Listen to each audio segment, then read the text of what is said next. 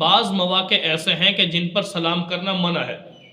مثلا ایک بندہ کھانا کھا رہا ہو، قرآن پاک پڑھ رہا ہو، ٹھیک ہے، اپنے کسی بھی ذکر میں مشغول ہو، ٹھیک ہے، اور اسی طرح بعض دفعہ ایسا بھی ہوتا ہے کہ وہ لوگ گناہ کے اندر مبتلا ہے، تو ایسی صورت میں بھی ان کو سلام نہیں کرنا۔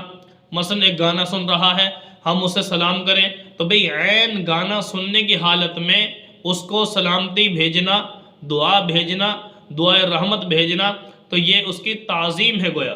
ایک گناہ میں مبتلا شخص کی تعظیم کرنا اس کی بھی شریعت اجازت نہیں دیتی، تو لہٰذا ایسے وقت میں اس بندے کو سلام نہیں کرنا، ٹھیک ہے۔ دوران اذان، دوران نماز، کوئی بھی ایسے معاملات ہیں کہ جن کے اندر کوئی اپنے دینی معاملے میں مصروف ہو تو اس کو سلام نہ کیا جائے، کیوں؟ اس کی عبادت میں خلل نہ آئے۔ ایسے ہی ایک بندہ کھانا کھا رہا ہے، دنیاوی حاجت میں ایسے میں مصروف ہے کہ جواب دینا اس کے لیے دشوار ہے، تو ظاہر ہے تب بھی سلام نہ کیا جائے۔